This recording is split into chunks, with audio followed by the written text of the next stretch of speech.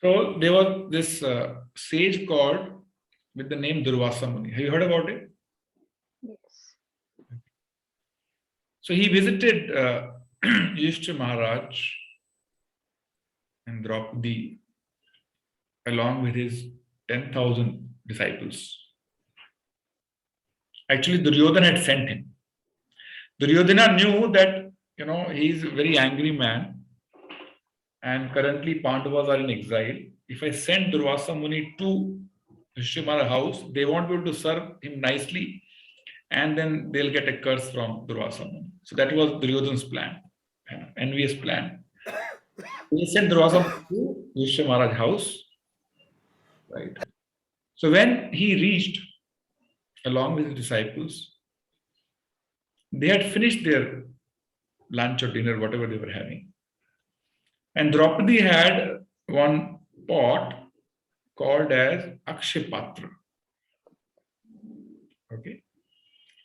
Akshay Patra means you can take out any amount of food from the pot. But once you have finished and you have washed, on that day you cannot take out further. That was the condition. So when Dhruvasamuni reached house of Draupadi, Yudhishthira Maharaj, they had finished their lunch. Pandavas and Draupadi. Now she cannot take out more food from the pot. Dhruvasamuni said, we'll come after some time, we'll go and have bath in the river. We'll come at some time, please keep the food ready. Draupadi is worried now. If Dhruvasamuni is not served nicely, right, then he'll get angry and in angry mood, he might curse. Then Draupadi just remembered whom? Krsna. Game changer. He can change the game anytime. So she remembered Krsna. Krsna appeared and then she told her problem that I have already eaten and washed this pot. And Dhruvasamuni is going to come after some time. He is taking bath in the river along with 10,000 disciples. Krishna said, don't worry, you bring the pot. Bring that Akshay Patra. She said, no, I have finished and washed already. He said, you bring it down. I am saying, you bring the pot. Draupadi brought the pot. And in pot, in one corner, there was little grain stuck. जैसे कभी कभी बर्तन ठीक से धोते नहीं ना जल्दी जल्दी में तो कुछ लगा रह जाता है उसके अंदर तो उसमें एक चावल का दाना लगा हुआ था Krishna picked up that grain, ate, and the moment he ate the grain, he took a burp. कैसे लेते हैं आप पता है ना burp कैसे आता है ना कैसे आता है Dipesh Prabhu? How do you take a burp? Can we demonstrate to everybody? So you all know how to take a burp. The moment Krishna took burp, indicating that he is satisfied, his stomach is full with that grain. Same time, Dhruvasamuni and all his 10,000 disciples took a burp. Their stomach also was filled with food and they were also satisfied. Dhruvasa was wondering, now my stomach is full. How will I go and have prasadam at Draupadi's place? So he decided not to go to Draupadi's house. So Krishna came and rescued Draupadi and Pandavas. आप में से किस किसने सुना है ये पहले this past time? Some of you have heard about it. है ना? So Krishna can change the game anytime in the favor of his devotees. Yes, Mahajan Prabhu. One lesson from this. Yes. Sometimes a mistake can be a blessing. Yes. Yeah. Yes. Yeah. Any mistake can turn out to be a blessing. Yeah. Krishna wants so. Krishna wants so. Yeah, right. Yeah. So let's start from verse number 12. So we'll talk about the story again.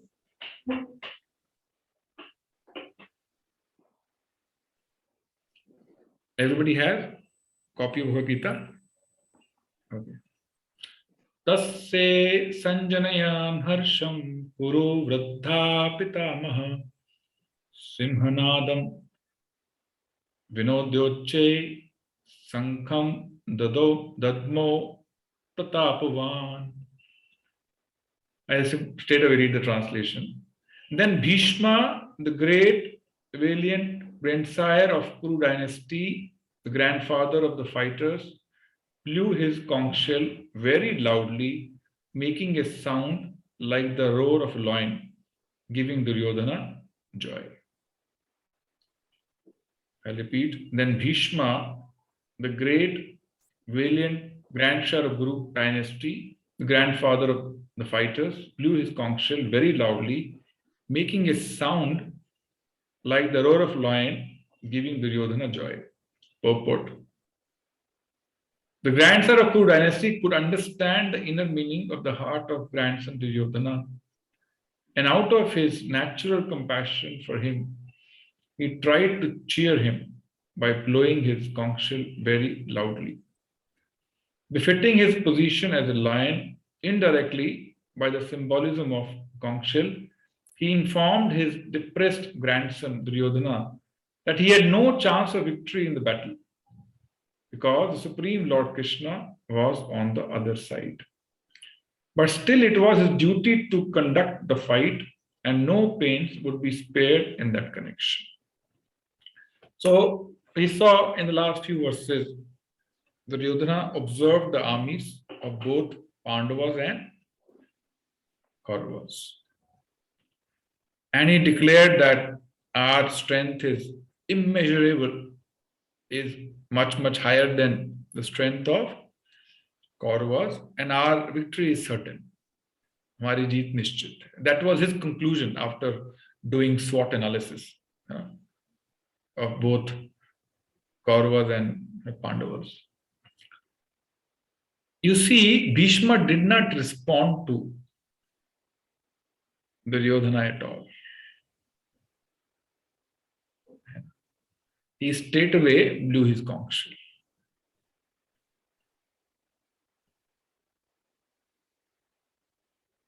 Why is something like conch shell blown? Any idea? What are locations we blow conch shell?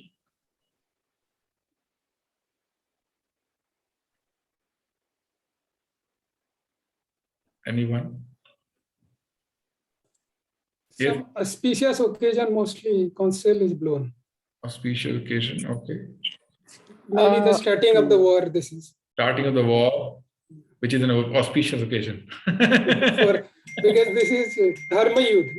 Okay, Dharma, yes, it's very auspicious. Yes, Preeti Mataji. Thank you, Himanshu. Prabhuji, same. I was going to say the same thing. Okay, anyone else? Any different idea? Hare Krishna, Prabhuji, Bhuvanshri here. Yes, Prabhuji, we blow something ki Vijay Ghoshna karne ke liye. Agar hum, if we are, ji. To announce, indicate victory. Yes, you are right. Sometimes it is blown to indicate start of the war. Sometimes you blow, if you're performing auspicious arati of the Lord, you start with conch shell, or you announce that we have conquered, we have won the battle. Different occasions. So here it is Bhishma who is announcing the start of the war. If you see in the previous verses, Duryodhana had doubt whether Bhishma will be, will become lenient towards his favorite, boys, Pandavas. But Bhishma has been duty bound right from the beginning, from the time he took a vow not to get married as a matter of duty, isn't it? Then many times he sacrificed his own pleasure for the sake of this kingdom as a matter of duty. Right. Now also he is indicating to Duryodhana by blowing the conch shell, don't worry, I am here to fight on your behalf, and I'm going to fight. I will not be lenient towards Pandavas. So he did not use any word. He did not say anything to Duryodhana, in response to what Duryodhana said in the last few verses. He simply acted. You know. He believed in action than words. Right. And also indicating, Prabhupada has written that it was also indication that now, Duryodhana, you have no way to win this battle. Why? Because Krishna is on the other side. You see, Duryodhana could not see Krishna, and Bhishma is able to see Krishna. And we'll see in the subsequent verses also how even Sanjay is able to see Krishna right in the beginning, which is verse. Okay, so next 40 number verse. Okay, let's read the next verse. Tata shankascha bheryascha panvan kago mukha sahasevhentiyantasa shabdastu mulo abhavat. After that, the conch shells, drums, bugles, trumpets, and horns were all suddenly sounded, and the combined sound was tumultuous. 14 number verse, there is a purport to this. So basically, everybody started. After Bhishma started blowing conch shell, everybody started beating drums and bugles and trumpets and all that. To indicate what? Now you're going to start the war.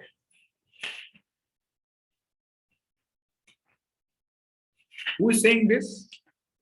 Who is saying these verses? Sanjay. Sanjay. Now Sanjay is closing chapter of what Kauravas or Pandavas did. Kauravas did, which was a query from Dhritarashtra in the first verse, if you remember. Kim akurvat Sanjaya. Kauravas and Pandavas, what did they do after they were assembled in this battlefield? Now Sanjay is going to talk about Pandavas. Okay.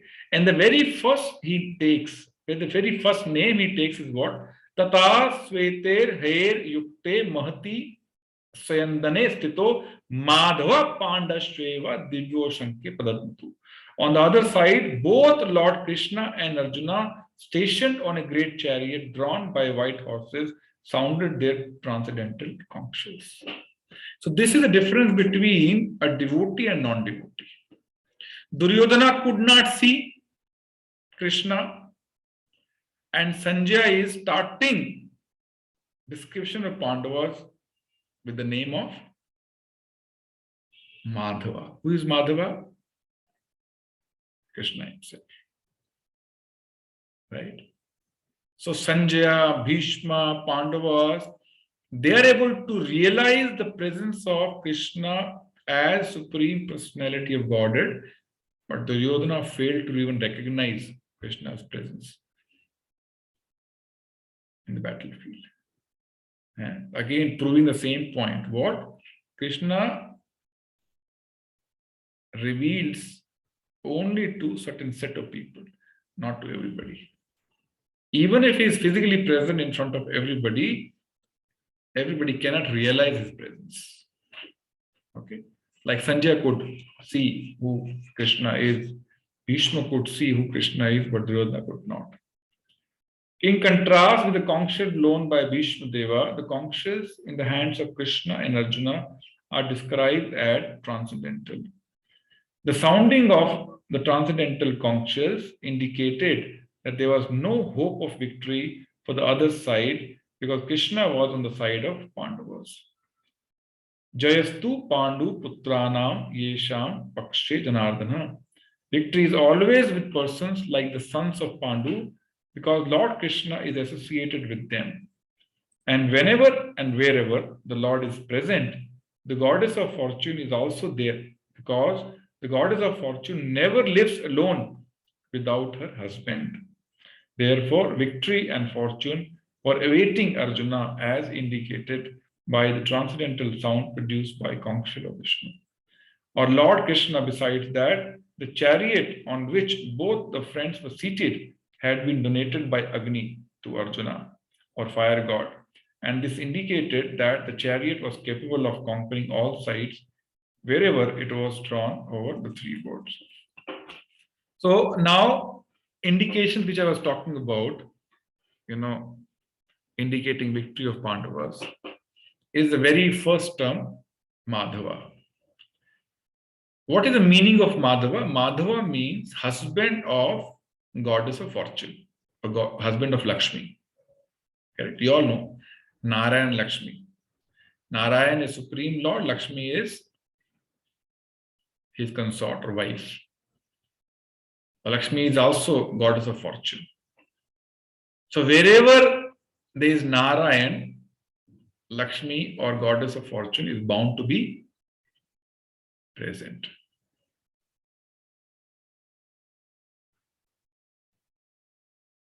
The only job Lakshmi has is what? Any idea? What is the eternal duty of Lakshmi? Charan Seva of Narayan Bhagwan. To serve Narayan. Yes. I'm going to make a very important point. Listen very carefully. The purpose of Lakshmi, or the only duty Lakshmi had, is to serve her husband Narayan. Correct? What do we do during Diwali time? We worship only Lakshmi along with Ganesha. Correct? We don't worship Lakshmi along with Narayana. Out of ignorance. We don't even know actually. हम करते आए हैं, देखते आए हैं, blindly वैसा हम भी करते हैं, without realizing what we are doing. What do we expect? Diwali में लक्ष्मी हमारे घर पे आएगी. Correct? Yes or no? कुछ जगहों में तो सब लाइट जला देते हैं रात भर, सारे दरवाजे खोल देते हैं, पता नहीं कौन सी खिड़की से आ जाए, कौन से दरवाजे से आ जाए. So we should keep all the lights on and keep all the doors, windows open after worshipping Lakshmi. Yes or no? And then when Lakshmi comes, then we enjoy Lakshmi.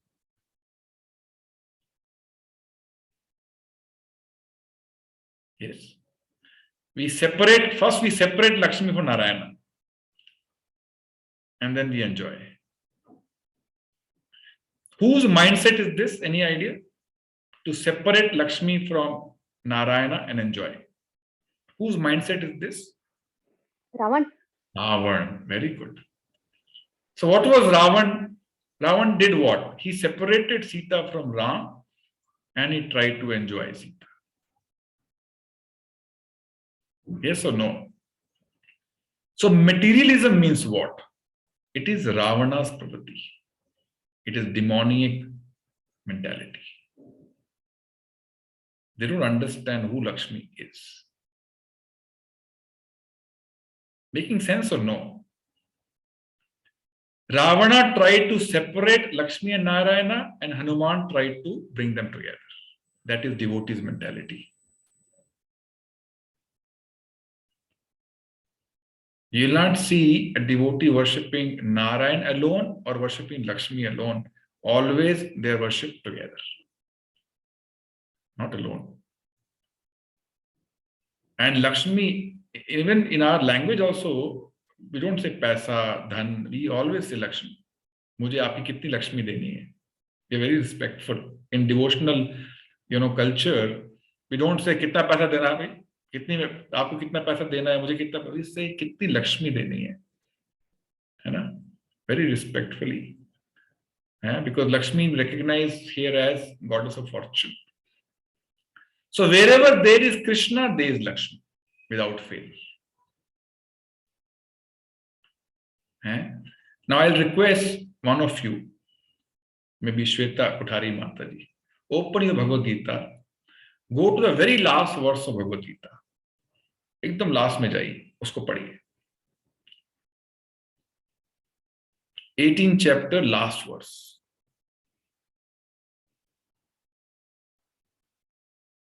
Oh.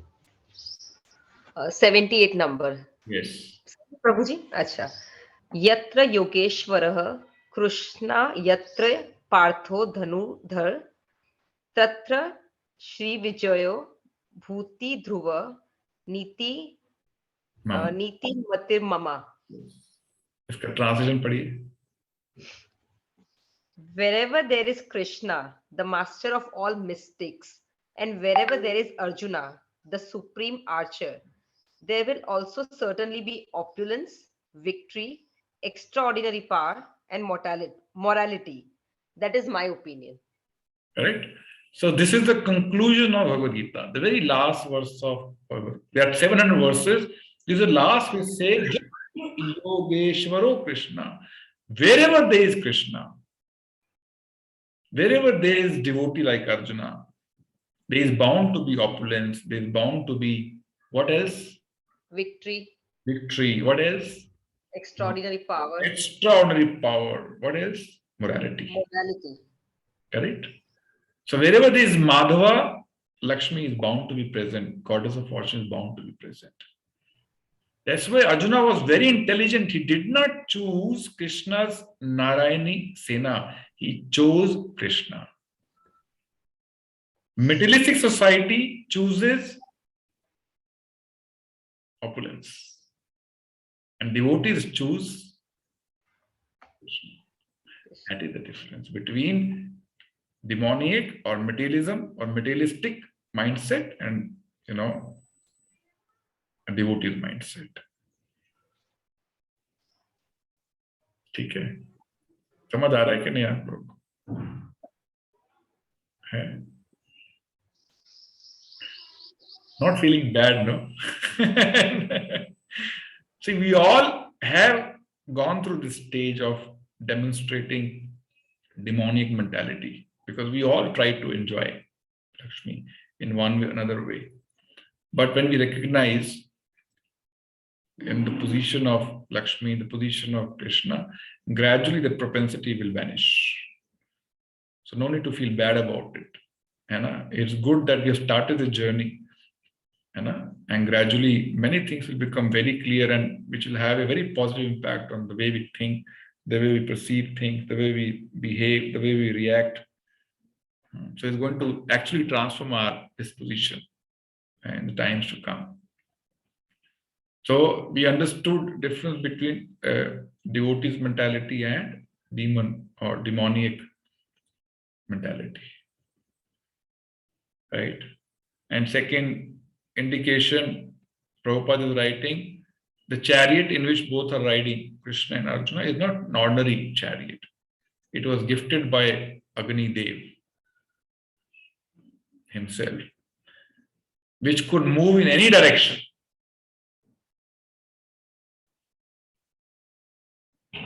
Anytime. So it was a very special divine chariot, not an ordinary chariot.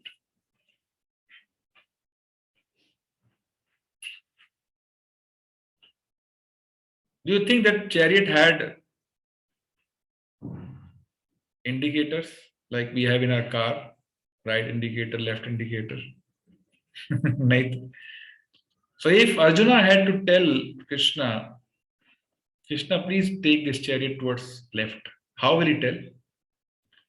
Because it's a battlefield in which, millions and billions of people are gathered, shouting, howling, killing each other. So if Arjuna says, Krishna, please take this chariot towards right, he will not be able to even hear. There's so much of noise, drums, trumpets.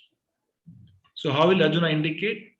He will hit Krishna with his leg on the right shoulder to indicate, please take the chariot towards right.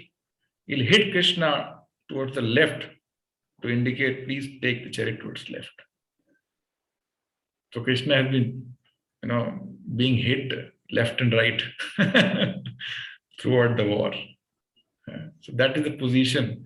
And you see, Krishna has introduced himself in the Bhagavad-Gita as a chariot driver, not as Supreme Lord.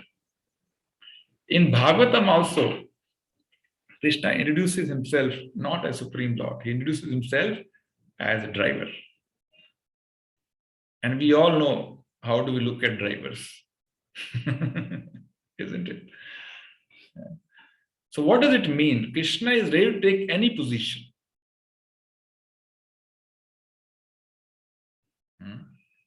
For his devotees, as low as a driver.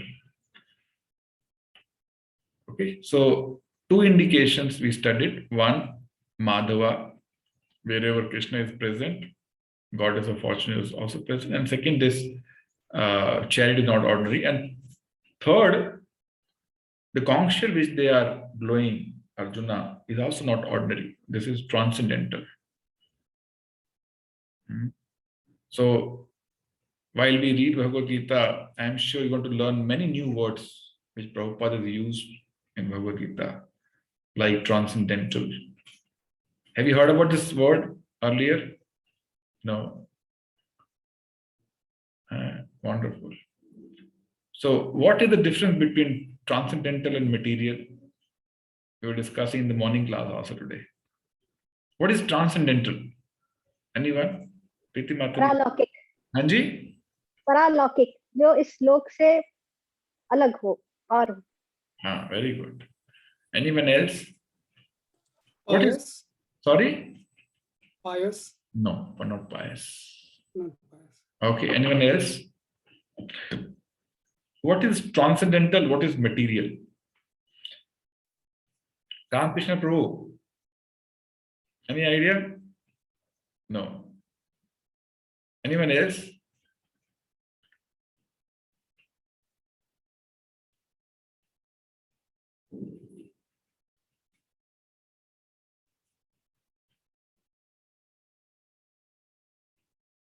So like Humad said, something which is beyond the influence of this material world. In material world, everything is temporary, changeable, correct? Due to the influence of three gunas and due to the influence of time. Time makes everything temporary, correct? You see a photograph of your childhood and see a photograph now. What has happened? Time has made you old, right? So everything due to the influence of time factor becomes perishable. You buy fruits every day, vegetables every day. What happens to them after 2-3 days? What makes them rot? Time. So the difference between material world and spiritual world is, material world, everything is under the influence of time. And spiritual world, there is no time factor. So everything is permanent, eternal. In material world, everything is temporary, including this body, including every object we have in our house, your business, your job, relationships, house, car, mobile, your clothing. Everything has a life, has a starting point and end point. But transcendental is beyond the influence of time and three gunas, tamoguna, rajoguna, sattoguna. That is transcendental. So the sound vibration of Krishna and Arjuna is transcendental, not ordinary material sound. Like Hare Krishna Mahamantra is not material sound, it is transcendental sound. Okay? How do you prove it? We discuss in our Journey of Self-Discovery program also. If you start singing a Bollywood song, how long you can sing that song? 1 week, 2 weeks max. Isn't it? It is material. Material means the sound and the object are not same. Like if you feel thirsty and you say water, water, water, simply by saying water, it will not quench your thirst. Correct? Yes or no? That is material. Object and the sound are different. But transcendental, object and the sound are same. No difference. So when you say Krishna, this sound vibration is same as Krishna. No difference. That's why it is powerful. It is not a material sound. There are devotees who have been chanting this mantra, same mantra, every day for 2-3 hours for last 40-50 years, and they're not bored. Unlike a Bollywood song. Why? This is transcendental. This is not material. Making sense? Somebody can say, why don't we chant Pepsi Cola, Pepsi Cola? Why Hare Krishna Mahamantra? Difference is material and transcendental. Okay.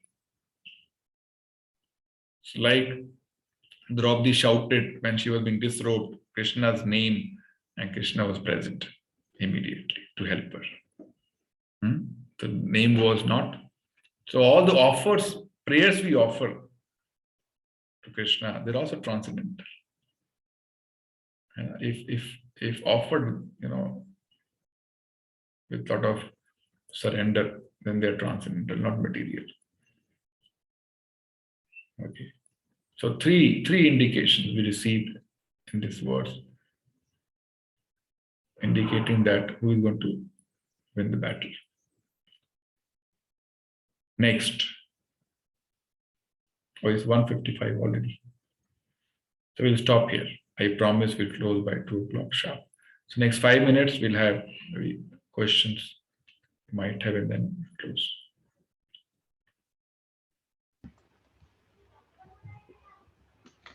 Yes, Mata ji. Sir Srila का मतलब क्या होता है? जैसे हम श्रील प्रभुपाद कहते हैं, तो ये क्या मतलब होता है इसका? Srila is like one, Shri means auspicious. Second is when we respectfully address somebody, we use the term Shri or Shila. Normally हम श्री यूज करते हैं, और ये नहीं देखा है मैंने कि Shila is also basically indicating same. For Acharya, we use this term, Srila Prabhupada, Srila Bhaktivinoda Thakur. एक और चीज कि अगर हम कोई पॉइंट को इस गीता में हाईलाइट करना चाहें, will it be a disrespect to the book, or we can do it? No, we can underline, but don't cut. Okay, we can highlight. We can highlight, no problem. No problem. Thank you. Yes, Sunil. Prabhuji, the Kal Chakra which you made us or gave reference last time, and you shared a beautiful YouTube video also on Brahma's One Day. How many of you gone through that video? Brahma's One Day? Not everybody, is it? मैंने एक video भेजा था after our last session, Brahma's One Day. Very nice video. So if you've not gone through, please go through. So whatever we discussed in previous session, it will be good revision. Yes. So the curiosity which I had was that that video clearly states that Brahmaji, from a Kal Chakra point of view, are right? Sorry? The Brahmaji, from a Kal Chakra point of view, is falls under Kalpas, right? Yeah. And all the demigods, including Indra, falls within that Manu. Yes. Chakra. Yes. Now, from all of this, now we say Brahma, Vishnu, Mahesh. So where does Lord Shiva falls in? Good question. So there is one Jiva Tattva, like all of us. Jiva means living entity, all of us. Brahma is also a Jiva. Okay. But, so I'll come to that. Jiva have 50 qualities, and Brahma also has 50 qualities, but almost in full extent, and we have little extent. Difference between us and Brahmaji. Correct? Like, we also can create. We can create this mobile, this laptop. But when Brahmaji creates, he creates his creation. All the planets. So his creation ability is far higher than what we can create, ordinary Jiva. So same qualities, but in fullest extent, much greater extent. That is Brahmaji. Shiva has 55 qualities, 5 qualities more than what Brahmaji has. And Shiv Tattva falls in between Jiva Tattva and Vishnu Tattva. Vishnu has 60 qualities. Ordinary Jiva, Brahmaji 50, Shiva has 55 qualities, and Vishnu has 60 qualities, and Krishna has 64 qualities. That's why he's Supreme Lord. Vishnu is an expansion of Krishna, incarnation of Krishna. He has 4 qualities lesser, which Krishna has. Shiva is in between Jiva and Vishnu, but Vishnu has 5 extra qualities which Shiva doesn't have.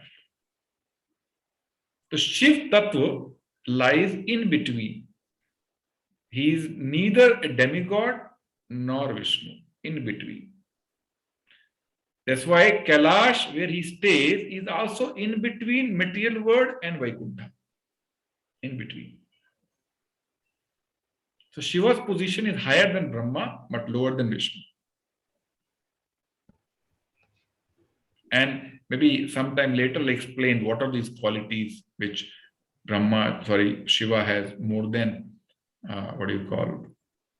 Brahmaji, or what qualities Vishnu has more than which Shiva doesn't have. For example, Vishnu can liberate one from this material world and bring him back into spiritual world. But Shiva doesn't have this ability.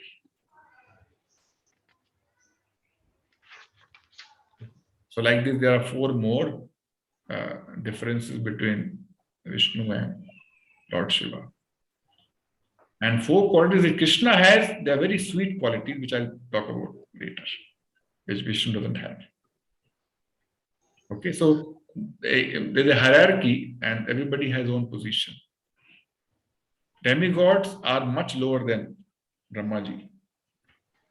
Their life is how much? You see, Brahma is living 100 years, correct? And demigods, they live in 1 kalpa for duration of only manvantara. That's it. Very small life. So Brahma's position far higher than, demigods. But lower than Shiva, lower than Vishnu. And Prabhuji, from a Kal Chakra point of view, so would salvation or moksha means that we will be out of Kal Chakra? Yes, because there is no time in spiritual world. There is no past, future, it's only present. Okay. That's why age in the spiritual world is constant. It doesn't change. So this is called as Swarupa. So everybody has a particular Swarupa in which he or she is serving the Lord in the spiritual world and doesn't change. Like Krishna is eternally almost 15 or 16 years old in the spiritual world, Golok Vrindavan. He remains like that only. So from a Kal Chakra point of view, Prabhuji, so spiritual world can be there in any of the zones which are mentioned there, right? Or it is just starting from the yugas? So all of this is relevant only in material world, Prabhuji. Okay. Brahmaji appears only in material world. He appears and disappears in the material world. Out of 14 lokas, the bottom is Patal, the top one is Brahma Loka, where he stays. But that is also material world. Okay? So whatever we discuss in Brahma's day, cycle, yugas, manvantaras, all are in material world. Not in spiritual world. Okay. Thank you, Prabhuji. Yes, Dharmendra, आपको बाकी सबको समझ आया है? Yes, no.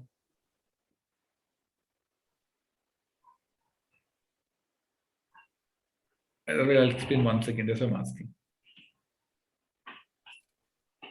Yes. Okay, ठीक है. Thank you. Yes, Dharmendra. Sir, I just want to understand one thing, that we are having many yugas like Satyug, then Treta Yuga, Dwapar Yuga, now it is Kali Yuga. So we are seeing, we are observing a lot of bad things are happening. I don't want to mention those names actually.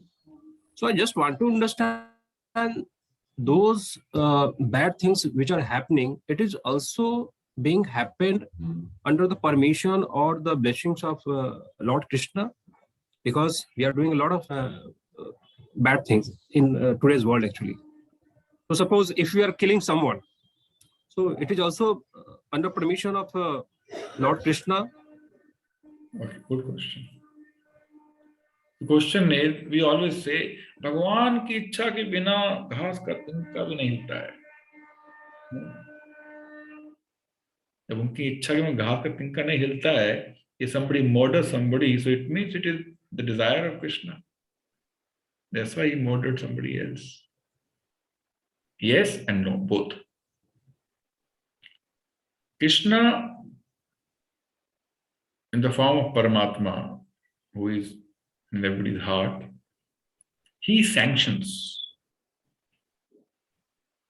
Right? Krishna doesn't force every living entity. He has given little independence to everybody. So decision to hurt somebody is personal decision using his independence.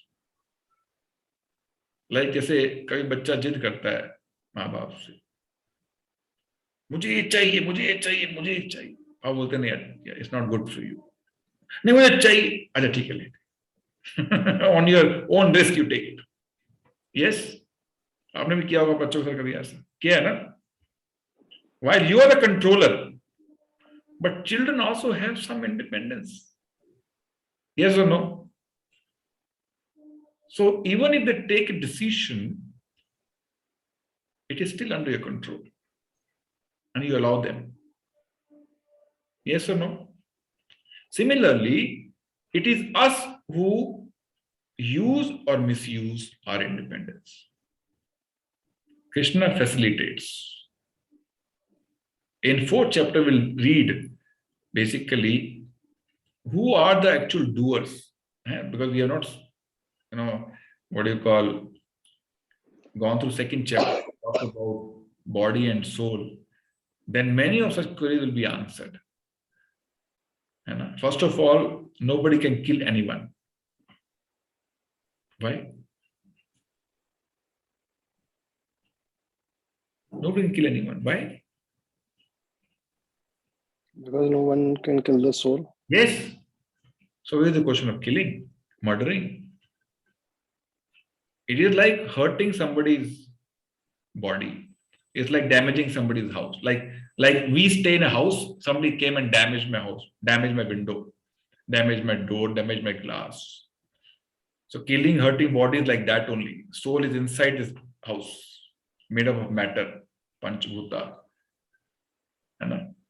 That's why Krishna, when Arjuna is lamenting, oh, how can I kill them? How can I kill them? How can I kill them? You are lamenting for something which is not worth lamenting. Why? You cannot kill them.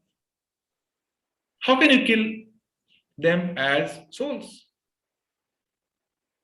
So that, many of these clarifications will come when we understood the concept of soul and, super soul in 2nd, 3rd, 4th chapter.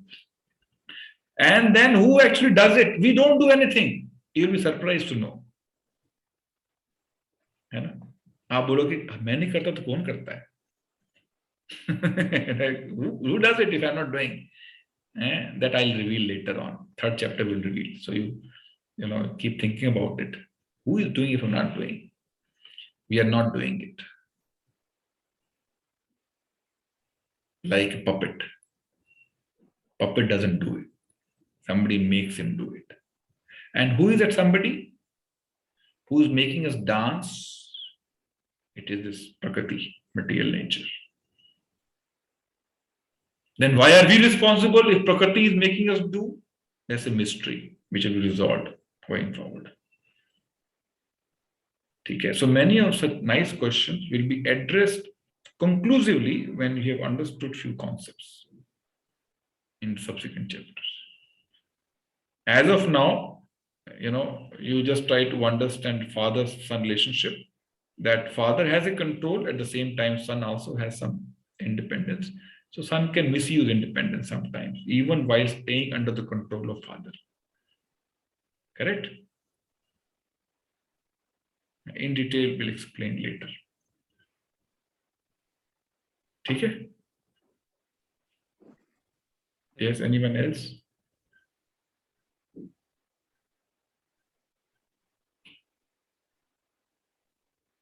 Okay. Thank you very much. If there's no more query. So we'll see you next week in subsequent verses. Thank you. Prabhupada ki jai. Thank you. Hare Krishna. Sorry for the delay once again.